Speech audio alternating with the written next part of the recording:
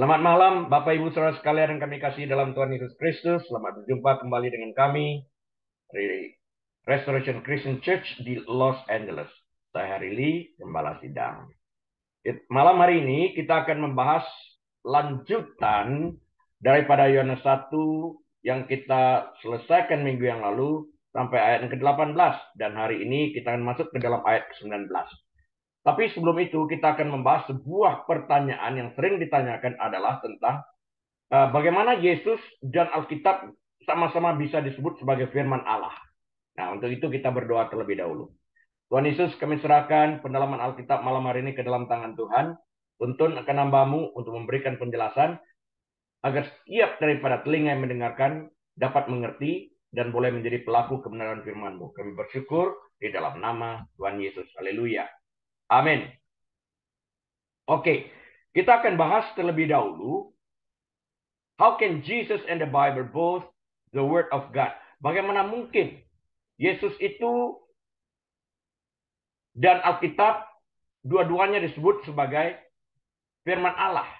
Nah, ungkapan firman Allah sering muncul dalam Alkitab dan dapat memiliki arti yang sedikit berbeda tergantung pada konteks dan kata Ibrani atau kata Yunani yang dipergunakan. Nah, Yohanes 1 ayat 1 sampai 2 jelas mengatakan, pada mulanya ada firman, firman itu bersama dengan Allah dan firman itu adalah Allah. Jelas itu dikatakan di sana. Ia pada mulanya bersama dengan Allah.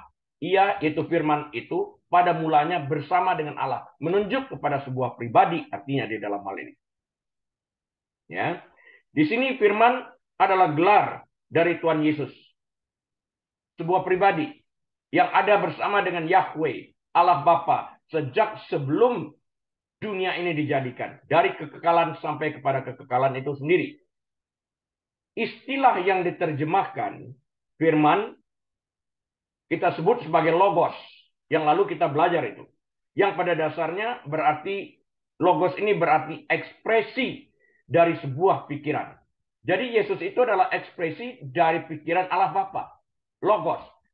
Kepenuhan dari Allah Bapa, ekspresi daripada pikiran Bapa, kepenuhannya dinyatakan dan dicetuskan dalam Yesus Kristus itu sendiri.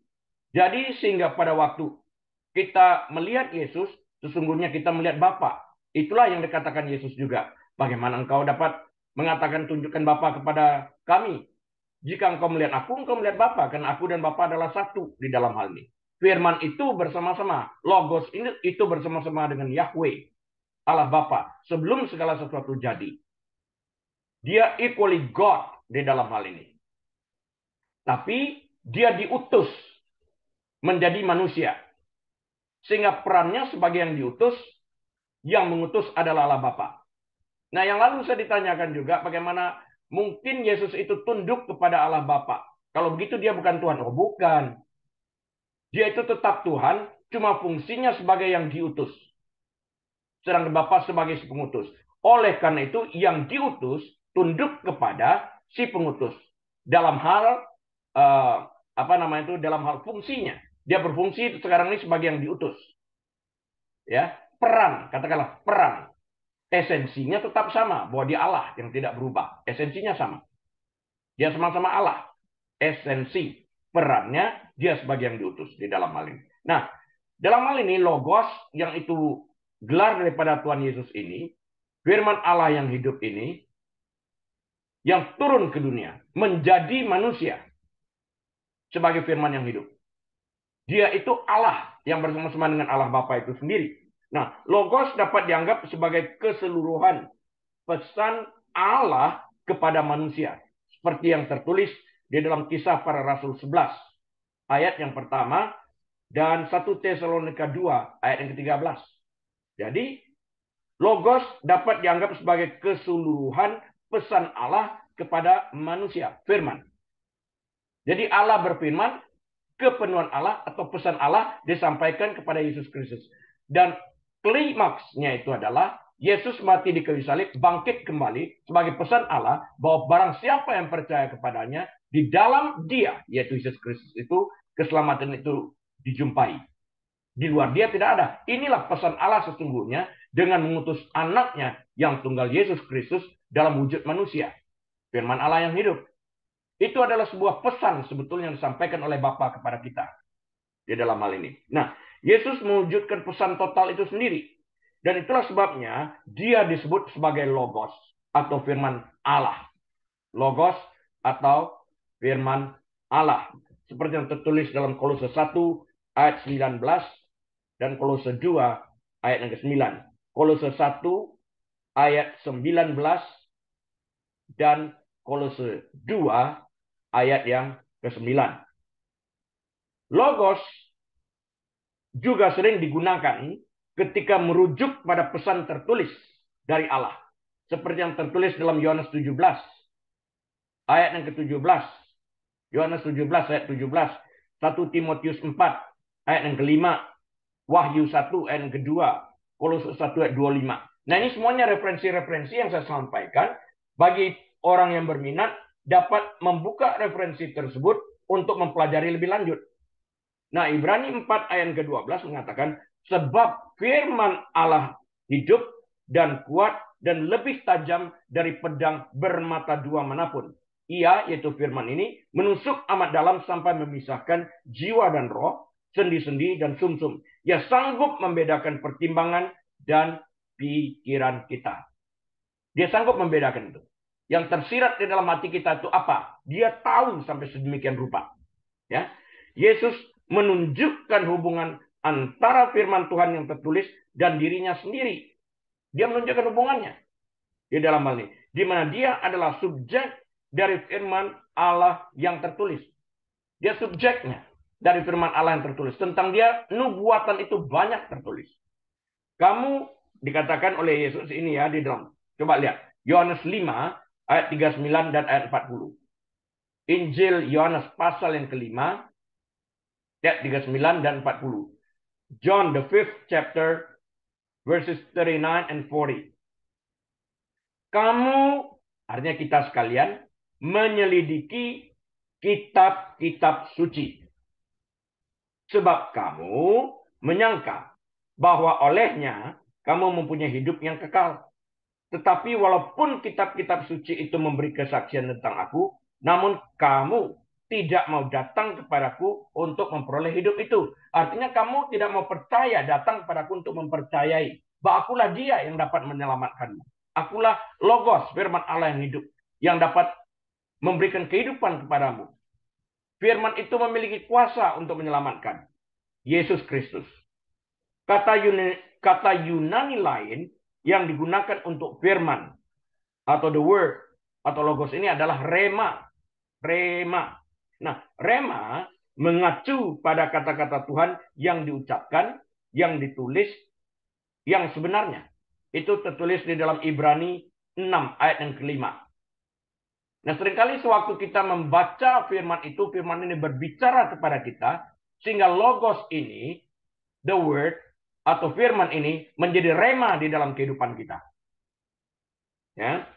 Ketika Yesus dicobai oleh iblis, dia menjawab, ada tertulis. Nah, dia merefleksikan itu, ada tertulis.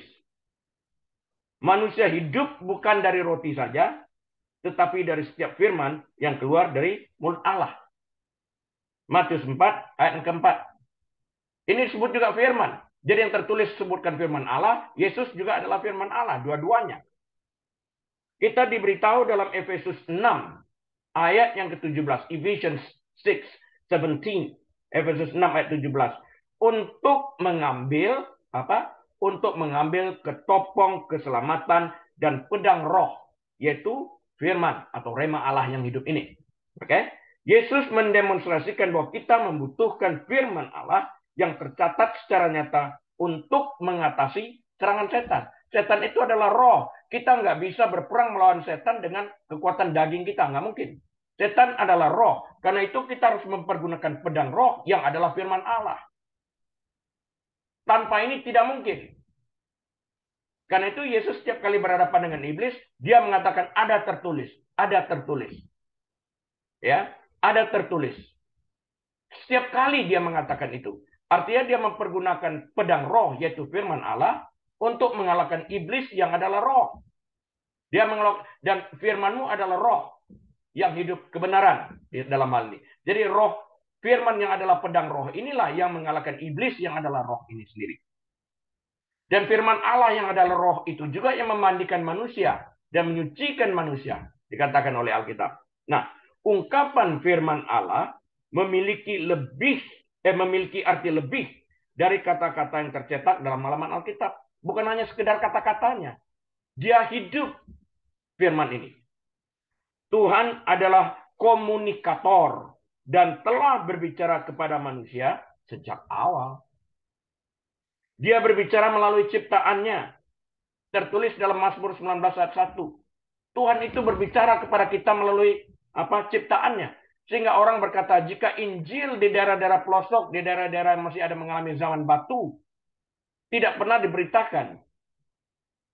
Nah, Tuhan mengatakan dalam Mazmur 19 ayat 1, Tuhan tetap berbicara kepada orang-orang tersebut di mana Injil tidak sampai ke sana melalui ciptaannya. Ya, ada matahari, ada bintang dan semuanya. Orang itu perlu membuka diri untuk belajar mendengarkan, melihat bahwa segala sesuatu ada dari tidak ada menjadi ada. Sehingga segala sesuatu yang kita lihat pada asalnya berasal dari tidak ada dan dibuat menjadi ada melalui firman-Nya. Allah berfirman, segala sesuatu jadi. Berbeda ya dengan manusia. Manusia berkata-kata, perang timbul, sakit hati muncul, luka-luka batin diciptakan. Ya, berbeda. Tuhan berbicara, langit, bumi, bintang semuanya jadi. Itu bedanya antara manusia dengan Tuhan di dalam hal ini. Selain Tuhan berbicara melalui ciptaannya, Mazmur 19 ayat 1, Tuhan juga berbicara melalui kitab suci. Ya kan? Ibrani 4 ayat 12. Tuhan juga berbicara melalui nabi yang ada di dalam perjanjian lama. Hosea 12 ayat yang ke-10. Ibrani 1 ayat 1. Ya. Dia berbicara melalui para nabi dalam perjanjian lama juga ya. Melalui Roh Kudus, Yohanes 16 ayat 13. Kisah para Rasul 16 ayat 6. Ya. Tadi telah dikatakan juga melalui kitab suci Ibrani 4 ayat 12. Karena itu kita perlu membaca Alkitab setiap hari dan kita membaca secara perlahan-lahan, mengizinkan Roh Tuhan melalui firman-Nya berbisik ke dalam hati kita.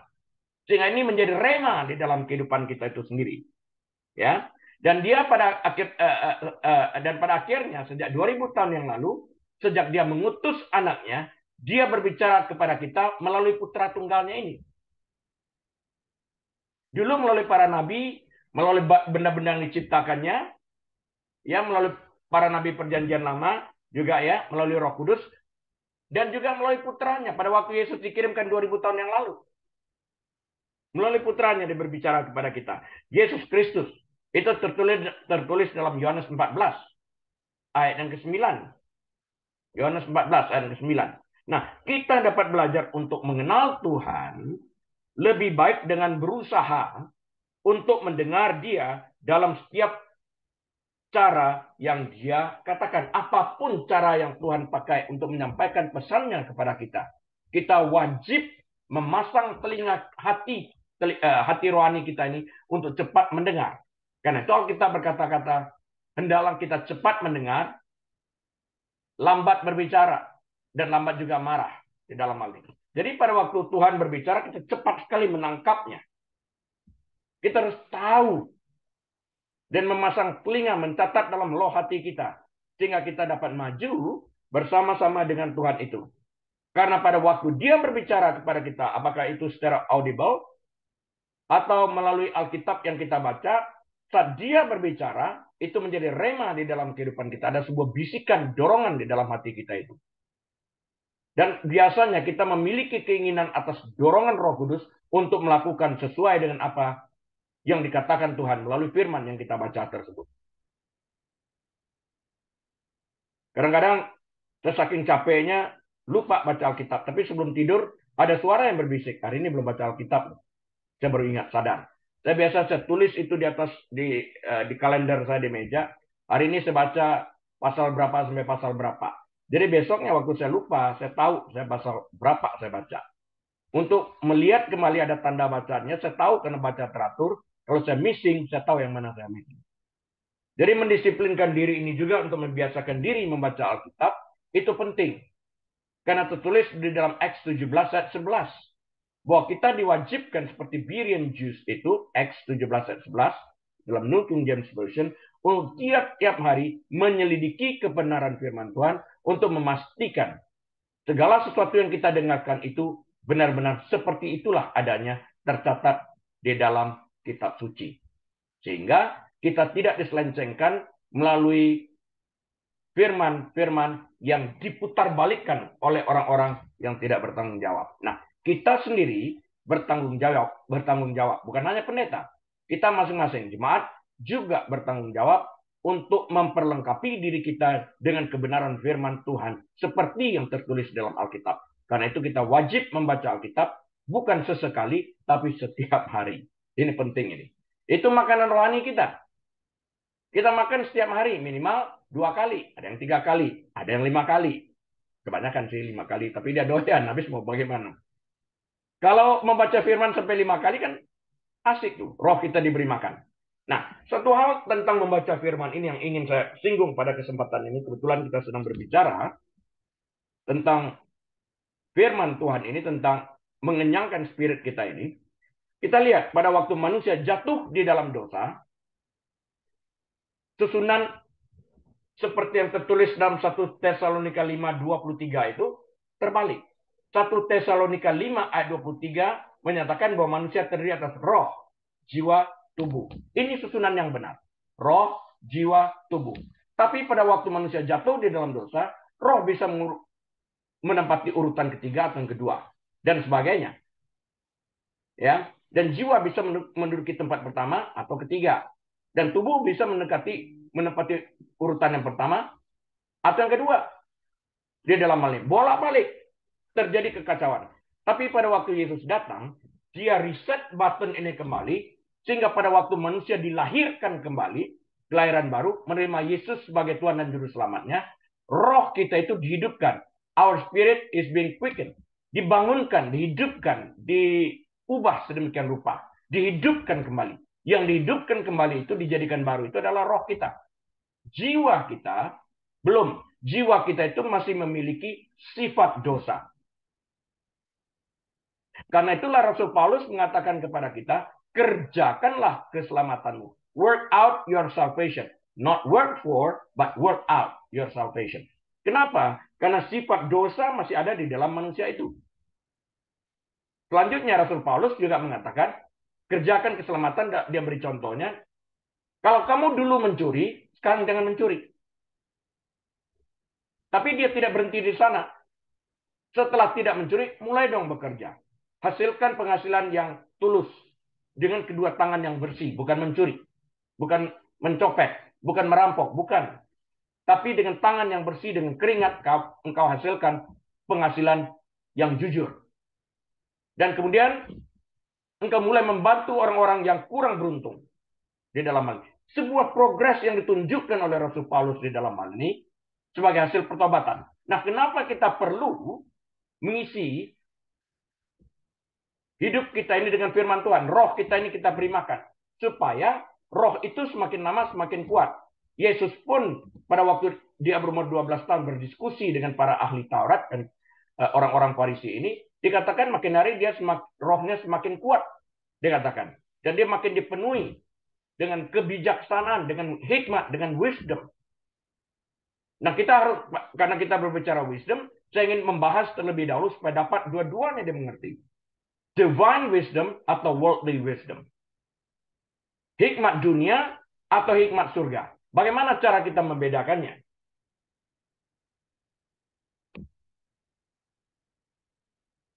Kita membayangkan ban sepeda. Di mana ban itu melambangkan dunia. Kulit luarnya. Di tengah-tengahnya, hub itu dalam bahasa Inggris, saya nggak tahu bahasa Indonesia, titik tengah itu, tempat jari-jari sepeda, the spokes, will meet there. Jarak dari luar, di luar, yang mendekati ini, kalau ini ban sepeda, jarak jari-jari ini besar. Waktu dia menduduki bertemu di titik tengah, Jaraknya mengecil sampai bersatu demikian. Ini Tuhan, titik tengah ini. Titik tengah ini Tuhan. Jadi tidak mungkin orang mengatakan, aku mengasihi Tuhan, dia berada bersama dengan Tuhan, dekat dengan Tuhan di sini, tapi aku benci manusia. Nggak mungkin. Karena kalau benci manusia, orang itu harus jauh dari Tuhan. Dia mendekati kepada ban sepeda yang di luar. Dan juga jarak dari sepeda ini, distance-nya semakin jauh. Jarak manusia satu dengan manusia lain berbeda. Makin jauh. Makin mendekat, hubungan manusia satu lainnya makin mendekat, dan mereka dapat dikatakan mengasihi satu dengan yang lainnya ini sendiri. Ya, kita perlu memberi makan kepada roh kita itu, supaya kita setiap hari dalam memberi makan kepada roh kita semakin kuat, dan karena semakin kuat kita semakin mendekat kepada Tuhan, dan semakin dekat kepada Tuhan itu kita mendapatkan hikmat ilahi atau divine wisdom. Namun, jika kita menjauh dari titik tengah itu, menjauh dari Tuhan, artinya kita mendekat kepada dunia, kita kehilangan wisdom Allah. Yang kita peroleh itu adalah wisdom dunia. Dan terhadap wisdom dunia ini, Tuhan mencemoohkan, Tuhan tertawa melihat wisdom dunia. Makanya pada waktu Adam dan Hawa jatuh, yang didapatkannya itu adalah hikmat dunia. Apakah mereka lantas mengerti segala sesuatu tentang yang baik dan buruk? Tidak. Waktu sebelum mereka jatuh di dalam dosa, mereka hanya mengenal kebaikan. Mereka tidak bergaul dengan kejahatan. Tapi pada waktu setan menawarkan, membuka sebuah pembicaraan yang sangat-sangat foolish, tentulah Allah telah melarang kamu memakan seluruh buah dan seluruh pohon yang ada di taman ini. Itu kan nggak masuk akal. Mereka perlu hidup. Tapi ini sebuah pancingan mengajak seorang wanita ini untuk mulai berbicara agar iblis dapat mempunyai ground untuk menyerang. Kesalahan. Dan dia jauh daripada Tuhan setelah itu. Manusia dijauhkan, dibuang, diusir. Istilahnya. Keluar daripada Taman Eden. Taman Eden yang tadinya untuk menjadi milik manusia ini sekarang dibuang. Tidak dimiliki lagi oleh manusia. Manusia kehilangan Taman Eden, manusia kehilangan damai sejahtera, manusia kehilangan Tuhan, Yahweh, dan hadiratnya di dalam hal ini. Yesus mengembalikan ini semua kepada kita. Di dalam pengorbanannya di kayu salib. Karena itu pada waktu roh kita dihidupkan kembali, kita harus memberi makan kepada roh kita tersebut melalui firman Allah yang adalah logos ini. Agar dia menjadi rema di dalam kehidupan kita, roh kita semakin hari semakin diperkuat. Nah, jika roh kita semakin hari semakin kuat, kedudukannya akan tetap pada tempat yang pertama. Tidak mungkin bergeser ke tempat yang kedua atau ketiga. Karena kita dengan mudah akan dapat melawan atas bantuan Roh Kudus, akan dapat melawan keinginan-keinginan daging dengan mengatakan ada tertulis. Manusia bukan hanya hidup dari roti saja, dari keinginan daging saja, tapi setiap dari firman yang keluar daripada mulut Allah. Nah, firman yang keluar dari mulut Allah itu sudah ada dalam bentuk tulisan yang kita sebut Alkitab. Di dalamnya. Nah, itu merupakan manual kita untuk kita pelajari. Segala sesuatu yang kita beli, peralatan, device, televisi, radio, mobil, apa saja punya manual. Sudah barang tentu kita tidak dapat menggunakan manual mobil untuk televisi. Nggak mungkin. Karena itu manusia orang yang membuat TV. Katakanlah Sony. Dia mengeluarkan manual. Ford mengeluarkan mobil. Keluarlah manual. Dia nggak bisa memakai manual dari Honda atau daripada Hyundai dan sebagainya. Nah, manusia diciptakan oleh Tuhan. Karena itu Tuhan juga mengeluarkan manual. Manual yang dikeluarkan oleh Tuhan ini disebut Alkitab. Kalau kita ingin memulai sesuatu dengan mempergunakan manual, karena tanpa manual kita tidak dapat menjalankan alat-alat yang kita beli. Oke, kita nggak mau. Orang pertama kali lihat mobil. Gue nggak mau jalan ya mobil ini. Katanya di starter bisa. Ya bensinnya belum diisi. Makanya baca manual. Aku sudah isi bensin, aku gas kencang. Nggak jalan. Ya baca manual. Mesti masukin giginya. Ya mesti baca manual. Kenapa manusia tidak berfungsi benci kepada Tuhan? Karena tidak baca manual. Kita harus mendorong diri kita, dekatkanlah dirimu kepada Tuhan, maka ia mendekat. Karena dekat dengan Tuhan ini kita mendapatkan hikmat ilahi, divine wisdom. Sehingga hikmat dunia dikalahkan oleh hikmat ilahi yang berada pada kita. Ini kuncinya agar kita dapat mengalahkan keinginan-keinginan daging yang disebut keinginan dosa ini. Karena keinginan daging itu berseteru melawan kehendak Allah itu sendiri. Roh penurut tapi daging lemah. Kita perlu mendekatkan diri kita dengan Tuhan itu sendiri. Logos adalah firman Allah itu sendiri. Perlu kita pelajari setiap hari di dalam kehidupan kita itu sendiri. Nah, sekarang kita masuk ke dalam kesaksian Yohanes Pembaptis. Seperti yang tertulis dalam Injil Yohanes pasal yang pertama ayat 19 sampai 34. Saya nggak tahu seberapa jauh kita dapat berbicara hari ini. Yohanes 1 ayat 19 sampai 34. Yohanes Pembaptis berfungsi sebagai orang yang memperkenalkan, introducer. Dia introduce siapa? Yesus. Inilah anak domba Allah. Dia katakannya. Dia bukan menunjuk kepada dirinya. Dia menunjuk kepada Yesus. Karena itu kita harus tahu. Di dalam kita mendengarkan firman yang disampaikan melalui pulpit, kita harus jeli mendengarkan baik-baik apakah pendeta, apakah gembala sidang ini yang mengembalai para domba-domba Yesus ini. Gembalakanlah domba-dombaku. Apakah dia mengembalakan domba-domba Yesus ini? Telah menunjukkan kepada domba-domba tersebut siapa Yesus. Jangan-jangan dia mencuri kemuliaan Allah dengan menarik fokus orang daripada Yesus kepada dirinya. Jangan salah. Sekitar 18% sekian dari hasil penyelidikan cukup banyak. Para gembala sidang ini adalah narcissistic pastor. Narsis. Dia menarik perhatian jemaat kepada dirinya. Sehingga kalau kita bertanya setelah setahun, 2 tahun orang mengikuti gereja itu, firman apa yang kamu pelajari dari gembala ini? Mereka nggak tahu karena sedikit sekali firman yang disampaikan. Semuanya kalau disampaikan itu berujung untuk memberikan perhatian kepada dia. Karena ini adalah makanan bagi seorang narsis. Karena itu kita perlu perhatikan banget apakah firman Allah disampaikan seperti yang tertulis di dalam Alkitab itu setiap kali mimbar dipergunakan untuk menyampaikan suara Allah. Ingat, pulpit, to pull the people out of the pit, not to push the people into the pit. Pulpit itu milik Allah, bukan milik manusia. Karena itu manusia tidak berhak untuk menyampaikan opininya. Dia harus menyampaikan opini Tuhan. Kita ini ambasador, utusan Allah. Sebagai ambasador Amerika, kita menyampaikan pesan pemerintahan Amerika. Sebagai ambasador Indonesia, kita menyampaikan pesan daripada pemerintahan Indonesia.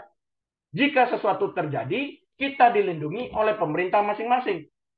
Ambasador Amerika dilindungi oleh pemerintah Amerika, ambasador Indonesia dilindungi oleh pemerintah Indonesia, tentaranya, dan semuanya dilindungi, dan mereka dipanggil pulang. Kita penting mengingat akan hal ini, di dalam hal ini. Jadi, kita introduce Yesus. We are introducing Jesus. We are not introducing ourselves. Why do we want to talk about ourselves? Karena gereja tidak berdiri karena kita mati. Gereja berdiri karena Yesus mati dan bangkit. Kita mati tidak membuat perubahan kepada siapa-siapa. Orang nangis Bang Bombay barangkali ya 1 jam lah. Sudah itu selesai. Besok matahari bersinar lagi, kehidupan berjalan lagi. Kita sudah masuk 2 meter di bawah di sana. Kenangan itu hilang kata Alkitab. Tapi tentang Yesus selamanya ada. Di dalam hal ini. Yesus mati manusia untuk menyelamatkan manusia dengan membayar upah dosa. Tidak ada satu manusia pun yang mati yang dapat membayar upah dosa manusia. Tidak ada. Karena itu buka telinga baik-baik dan sadar akan hal ini. Yesus harus diberitakan seperti Yesus yang tertulis di dalam Alkitab. Bagaimana kita tahu seperti yang tertulis dalam Alkitab kalau kita tidak membaca Alkitab? Harus baca oleh karena itu. Ya, bagi yang kurang rajin membaca Alkitab, saya ajak yuk kita baca bareng-bareng yuk. Seperti itu. Ya. Adalah tugasnya untuk mempersiapkan sisa orang Yahudi yang percaya untuk menyambut Mesias ketika dia akan muncul di tempat kejadian. Ya, pada waktu Yesus muncul di Sungai Yordan, di mana dia dibaptis, behold the Lamb of God, dia menunjuk kepada Yesus. Lihatlah anak domba Allah yang menghapus dosa dunia. Waktu orang bertanya, siapakah engkau? Aku bukan dia, aku bukan Mesias. Dia telah ada sebelum aku ada. Dia menunjukkan keilahiannya, walaupun Yohanes Pembaptis 6 bulan lebih tua daripada Yesus Kristus. Namun dia berkata, dia telah ada sebelum aku ada. Dia di dalam hal ini menunjukkan keilahian, kealahan daripada Yesus Kristus itu sendiri. Nah, dalam Yohanes 1 ayat 19 ini, sementara Yohanes melayani, perwakilan dari lembaga keagamaan mendekatinya untuk menyelidiki aktivitas dan klaimnya. Ya, itu dapat dibaca dalam Yohanes 1 ayat 7, 8 dan ayat 15. Mereka menganggapnya sebagai tanggung jawab mereka sebagai pemimpin agama untuk memeriksa para nabi untuk melihat apakah mereka berasal dari Allah. Mereka cek dulu apa yang dilakukan oleh Yohanes Pembaptis ini. Para imam adalah keturunan Harun yang memiliki wewenang untuk melayani di mezbah di bait Allah. Suku Lewi adalah keturunan Lewi yang telah ditunjuk Tuhan untuk membantu para imam. Ya, mereka datang dengan pertanyaan sederhana. Siapakah engkau? Tertulis dalam Yohanes 1 ayat 19. Who are you? Who do you say you are? Engkau ini siapa sih? Bilangin kita dong. Ya kan, supaya kami nggak usah bingung-bingung. Talk to us, tell us who you are. Katakan kepada kami, engkau ini siapa, Yohanes? Para pejabat Yerusalem ingin tahu lebih banyak tentang dia, tentang Yohanes Pembaptis ini. Yohanes 1 ayat 20, meskipun tidak ada yang dikatakan tentang Yohanes sebagai Mesias, pemerintahan Romawi abad pertama di Palestina memberikan harapan mesianis yang cukup besar. Dia dalam ini, ya, dari pemerintah Romawi. Yohanes ingin secara tegas menegaskan bahwa dia tidak mengklaim jabatan Mesias. I'm not he, katanya. Yohanes menggunakan kata-kata yang tegas untuk memperkuat pernyataannya. Dia katakan, I'm not he. Aku bukan Mesias. Jelas dia katakan ini. Dengan demikian dia benar di hadapan Allah. Dia tidak mencuri kemuliaan Allah. Dia tidak menarik perhatian orang kepada dia. Bahkan dia menyuruh muridnya untuk mengikuti Yesus. Fokusnya adalah Yesus penuhnya. Anak domba Allah yang datang untuk menghapuskan dosa dunia ini. Fokus pada Yesus. Sehingga pertanyaan pada hari ini, adakah kita mengikuti cara atau petunjuk daripada Yohanes ini? Behold the Lamb of God. Sudahkah kita mengatakan juga kepada orang-orang? Perhatikan Yesus. Ikuti Yesus. Karena kalau engkau mengikuti aku, engkau ibarat mengikuti mobil parkir, nggak kemana-mana. Engkau harus mengikuti Yesus. Di dalam hal ini. Ya kan? Harus tahu. Karena di konteks yang benar itu adalah, hukum Taurat itu adalah penuntun. Penuntun. Atau dalam bahasa Inggris, tutor dikatakan. Penuntun. Penuntun sampai mana? Kita dituntun sampai beriman kepada Kristus. Nah, waktu kita beriman kepada Kristus, hukum Taurat mengundurkan diri. Karena hukum Taurat yang menuntut kesempurnaan, namun tidak dapat menyelamatkan. Dia tahu keterbatasannya. Karena itu dia memberikan kepada grace yang dapat menganugerahkan keselamatan ini. So we are saved by grace through faith alone. Kita diselamatkan oleh kasih karunia, anugerah Allah, di dalam iman kita kepada Kristus Yesus. Itu penting kita ingatkan di dalam kehidupan kita ini sendiri. Bukan karena usaha kita. Bukan karena perbuatan baik kita. Alkitab mencatat sebaik-baiknya kita, kesalehan kita ini tidak lebih dari kain kotor. Bahasa Inggrisnya, filthy rags. Tidak lebih daripada karpet kotor. Tidak mungkin manusia dapat membenarkan dirinya melalui kebenaran yang dimilikinya. Kebenaran kita itu bagaikan kain kotor, tidak ada yang benar. Alkitab mencatat dalam kitab Roma, tidak ada satupun manusia yang benar. None. Not even one, dikatakan. Not. None. Kenapa Alkitab mengulang perkataan itu? No, none. Karena mungkin aja ada orang berkata, kecuali aku. Kecuali aku. Nggak ada. Semua sudah berdosa. Itu termasuk Maria yang melahirkan Yesus. Dia membutuhkan Yesus sebagai juru selamat. Maria itu ibu Yesus, tapi dia bukan ibu Tuhan. Dia disebut ibu karena dia melahirkan Yesus. Allah Bapa meminjam rahimnya. Bukan karena keinginan Yusuf, tapi karena keinginan Allah di dalam hal. Harus jelas di dalam hal ini. Ya. Jadi Yohanes tidak mengklaim dirinya sebagai Mesias. Aku bukan Mesias. Jelas ini di dalam hal ini.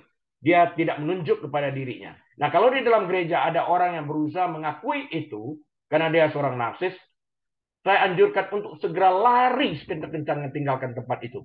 Ibarat Yusuf meninggalkan tante Potifar. Ya, lari sekencang-kencangnya.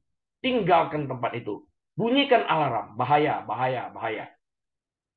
Emergency. Itu. Para imam dan keturunan inilah, daripada Harun inilah, dibantu oleh suku Lewi. Telah kita bahas tadi ya.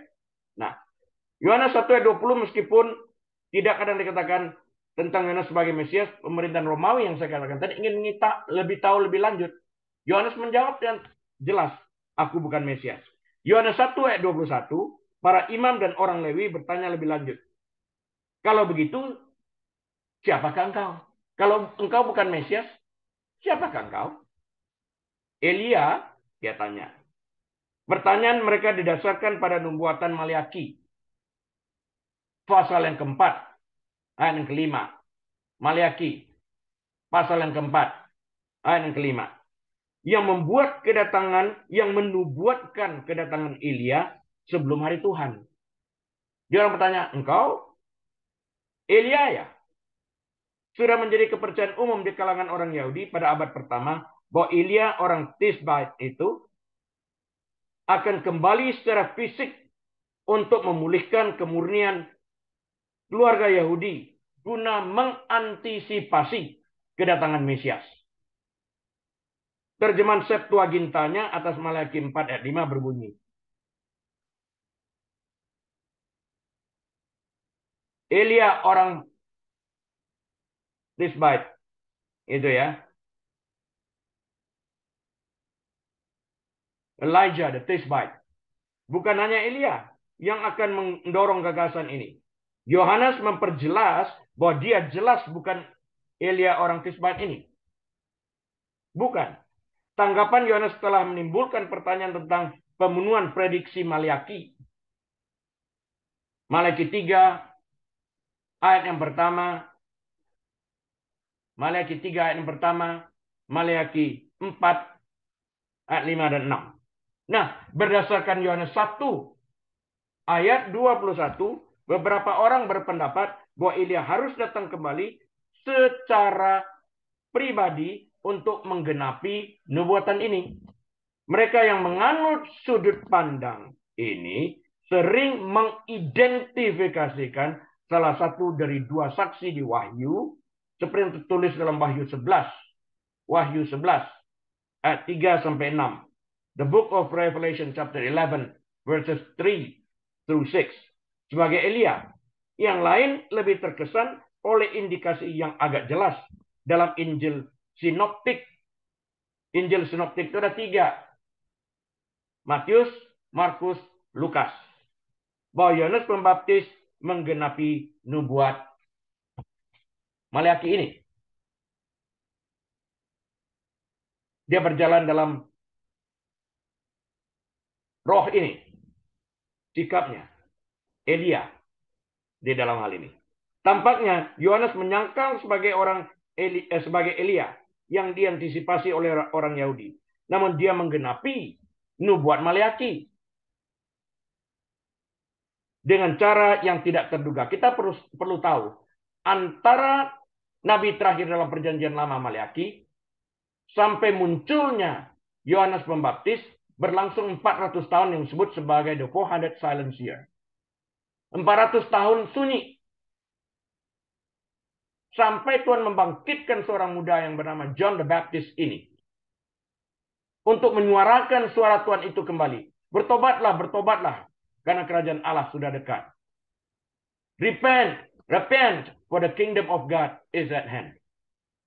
Khotbahnya cuma satu aja, nggak macam-macam. Repent, setiap kali repent.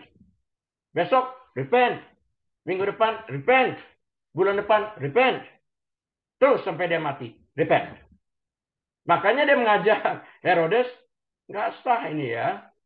Kamu ngambil istri, kamu mengambil ipar kamu menjadikan istri. Bertobat. Untuk mengatakan itu bertobat kepada keluarganya, it cost him his head. Penggal kepalanya di dalam hal ini. Kita melihat akan hal itu. Tapi suaranya tetap sama. Bertobatlah. Bertobatlah. Itu berdasarkan kasih yang luar biasa itu.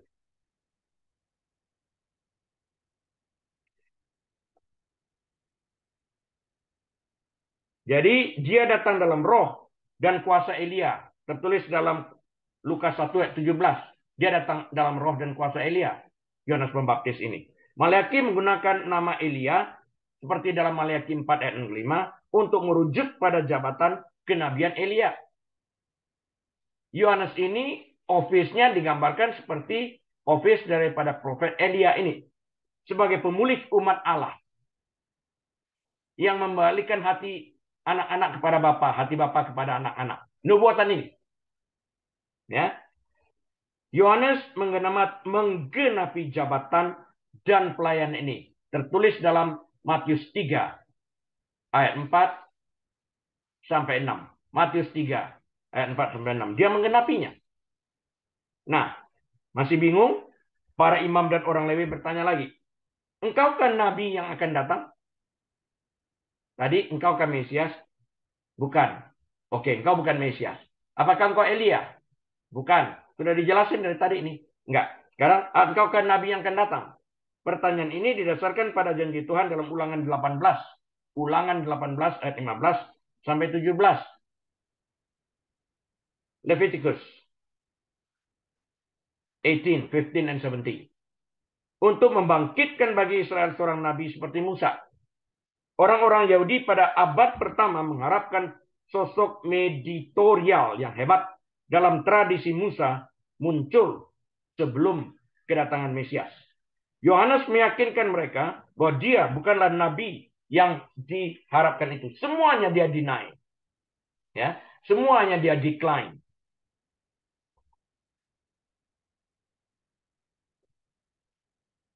Dengan demikian, dia tetap bersih, mengarahkan orang kepada sang anak domba Allah yang kudus ini. Yohanes 1 ayat 22. Yohanes 1 ayat 22. Maka kata mereka kepadanya. Kata orang-orang Farisi ini. Orang-orang Yahudi ini. Ahli-ahli Taurat ini. Siapakah engkau? Mesias bukan. Elia bukan. Nabi yang akan datang bukan. Jadi kamu ini siapa? Sebab kami harus memberi jawab kepada mereka yang mengutus kami. Apakah katamu tentang dirimu sendiri? Nah, interesting ya. What do you say? Who you are?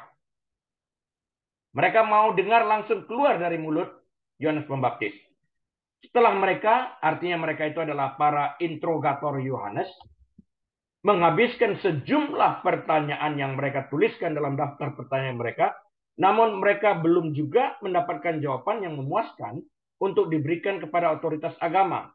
Akhirnya para interrogator ini meminta agar Yohanes memberikan penjelasan tentang siapa dirinya. Tell us. Sejujur-jujurnya katakan kepada kami, engkau ini siapa sih? Supaya kami dapat menyampaikan apa yang kau sampaikan kepada kami, kepada dia atau kepada mereka yang mengutus kami. Apakah katamu tentang dirimu sendiri? Yohanes 1:23. Yohanes Pembaptis menjawab dalam Yohanes 1:23. Akulah suara orang yang berseru di padang gurun. Luruskanlah jalan Tuhan. Seperti yang telah dikatakan Nabi Yesaya. Jadi dia menggenapi nubuatan Nabi Yesaya ini sebagai suara orang yang berseru-seru di padang gurun.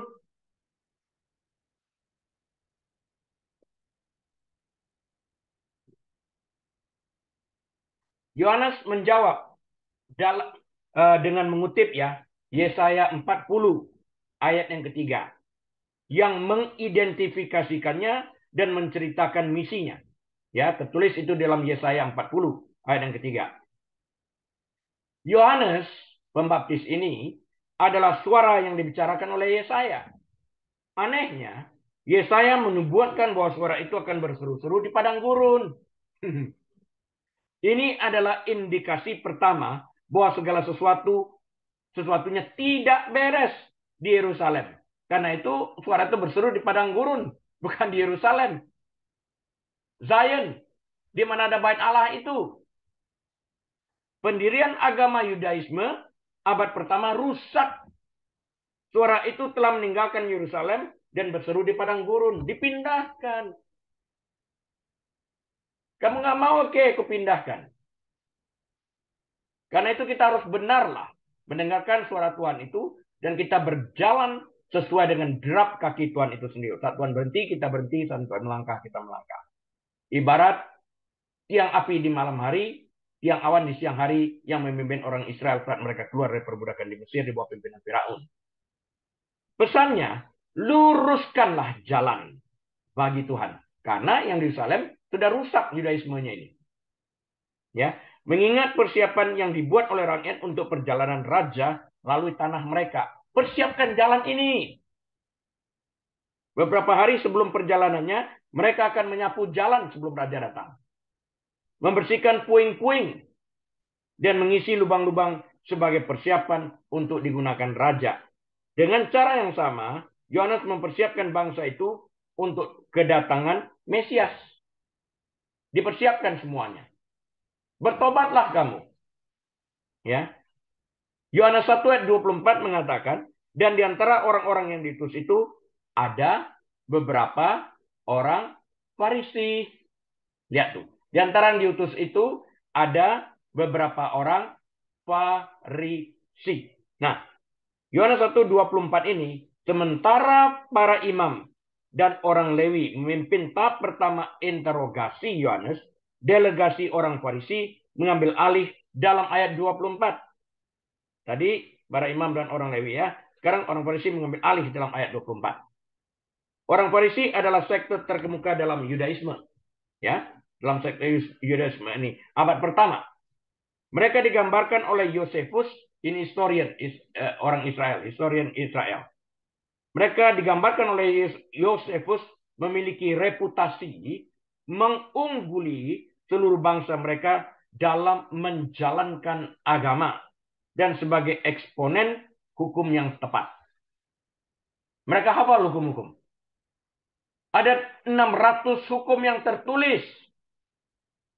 Dari 613 hukum yang tertulis ini disimpulkan dalam 10 perintah Allah. Di mana 10 perintah Allah ini dibagi dua. 4 hukum yang pertama berbicara tentang mengasihi Tuhan. 6 hukum yang terakhir berbicara tentang mengasihi sesama manusia. Ya. Nah, Yesus menggenapi semuanya ini. Tidak ada satu manusia pun yang dapat menggenapi kecuali Yesus. Karena itulah dikatakan di sana bahwa hukum Taurat dan kitab para nabi itu digenapi dalam kasihlah Tuhan Allahmu dengan segenap kekuatan akal budimu. Ya, dan kemudian kasihlah sesama manusia seperti engkau mengasihi dirimu sendiri. Jika kita dapat melakukan ini, kita sudah melakukan seluruh hukum Taurat. Karena seluruh kepenuhan hukum Taurat dan kitab para nabi digenapi dalam 2 hukum ini. Dari 10 perintah Allah yang adalah ringkasan daripada 613 hukum menjadi 10 dan 10 ini diringkas menjadi 2. Pertama, kasihlah Tuhan. Yang kedua, kasihlah sesama manusia. Kelihatannya enteng. Tapi enggak. Apa benar kita mengasihi Tuhan setiap hari? Kadang-kadang kita menghina Tuhan dan menggunakan kata-kata kita tersebut. Kadang-kadang menggunakan nama Yesus sebagai cuss word. Kata-kata penghujatan. Kita enggak menggunakan nama orang tua kita untuk menghujat. sambil menyebut nama orang tua kita? Enggak kan? Enggak mau. Tapi nama Tuhan seenaknya aja kita jawab. Nah, sekalian saya sebutkan di sini. Orang penulis gulungan Alkitab pada zaman itu, jika mereka ingin menuliskan nama Yahweh, Yod-He-Vav-He disingkat, mereka mandi dulu. Jika dalam gulungan itu ada 3 kali nama Yahweh harus dituliskan, mereka akan mandi 3 kali. Setiap kali mau menuliskan itu, mandi dulu. Artinya mereka melihat nama Yahweh itu begitu kudusnya. Mereka menghormati. Hormatilah. Jangan menyebut nama Tuhan Allahmu dengan tidak hormat. Dikatakan oleh Alkitab. Sekarang apa kita lihat? Orang itu, saya katakan tadi mandi ya, menghormati Yod-He-Vav-He ini, Yahweh. Sekarang GBU. Tulis begitu aja. Karena seringkali lagi G-nya huruf kecil. Menghina sekali. Menghina sekali. Nah, Pak Ari jangan berlebihan. Enggak, saya cuma menyampaikan bahwa Alkitab ini tidak berubah. Langit bumi berlalu, firman-Nya kekal. Bahwa kita harus menghormati nama Tuhan itu, Yahweh, God, harus ditulis lengkap. Ya, dulu orang malah singkatin Yod-He-Vav-He. Sekarang orang menulis God itu aja mesti disingkat G. Itu pun huruf kecil. Kebangetan. Di dalam hal ini. Enggak diminta mandi aja sudah muncul. Dipakai password lagi. Oh my God. Ya, ngapain? Menghina banget. Cobalah kita. Raja Daud berkata, berjaga-jagalah ya Tuhan atas pintu gerbang mulut bibir lidahku. Kita perlu itu menjaga apa yang kita katakan ini. Hormat kepada Tuhan itu. Ya. Jadi orang-orang Farisi telah melanggar tradisi tertentu dan legitimasi imamat Hasmonian ini. Orang-orang Farisi berpendapat bahwa tradisi Rabi sama sahnya dengan hukum tertulis Musa. Mereka umumnya adalah orang-orang Yahudi kelas menengah yang cukup ketat dalam menjalankan agama mereka. Ya. Doktrin orang Farisi adalah ortodoks. Meskipun mereka dikutuk oleh Yesus karena tidak mempraktekkan apa yang mereka khotbahkan. Matius 23 ayat 3. Kalau mau dengarkan mereka ngajar, nggak apa-apa. Dengerin apa yang mereka ajarkan. Ya. Jangan lakukan apa yang mereka lakukan karena mereka tidak mempraktekkan apa yang mereka ajarkan, dikatakan oleh Alkitab. Ini munafik ini. Munafik ini. Di dalam hal ini. Mereka bisa pelintir-pelintir untuk mendatangkan keuntungan bagi mereka. Firman itu. Makanya hari Sabat, Yesus katakan, Allah menciptakan hari Sabat itu untuk dinikmati. I'm the Lord over Sabbath. Akulah Allah atas hari Sabat, kata Yesus. Apa salah menyembuhkan orang sakit pada hari Sabat? Kamu kok boleh kalau lembu kamu, anak kamu jatuh dalam parit, kamu keluarin. Kok orang sakit nggak boleh disembuhkan? Kamu kalau jika hari ke-8 usia anak yang dilahirkan itu hari ke-8 jatuhnya pada hari Sabat, karena untuk memenuhi hukum ini, hukum tertulis ini, kamu menyunatkan anakmu pada hari ke-8. Yang menimbulkan rasa sakit. Kok boleh? Kok aku yang menghilangkan sakit ini nggak boleh? Kok boleh? Ini munafik. Di dalam hal ini. Jadi kita harus mengerti benar untuk menjalankan firman Tuhan itu dengan jujur. Tidak boleh pelintir di dalam hal ini. Yohanes 1 ayat 25, mereka bertanya kepadanya, katanya, mengapakah engkau membaptis jikalau engkau bukan Mesias, bukan Elia, dan bukan Nabi yang akan datang? Nah, sekarang kenapa baptis?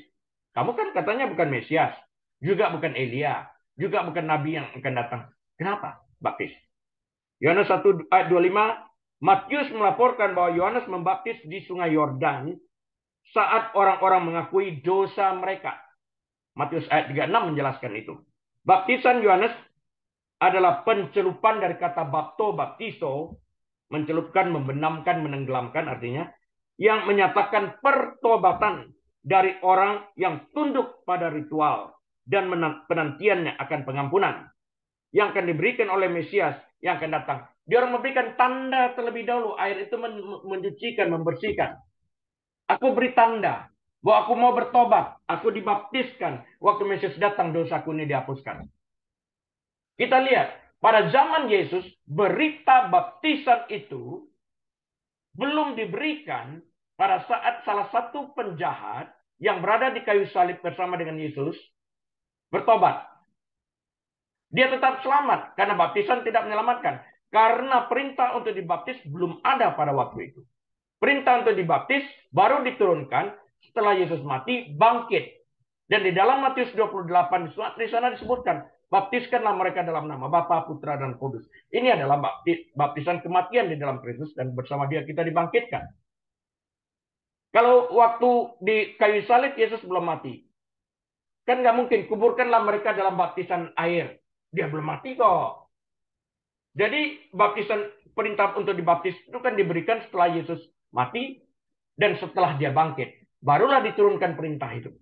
Dalam Matius 28. Jelas akan hal ini. Ya. Jadi pertobatan di dalam hal ini. Orang-orang Farisi ingin Yohanes menjelaskan pembaptisannya. Mereka tidak terbiasa dengan perendaman ritual. Self-baptism adalah ritual pembersihan umum di antara orang-orang Yahudi dan dituntut untuk bertobat kepada Yudaisme. Saya pernah besuk kolam ini waktu saya di Israel. Ritual ini.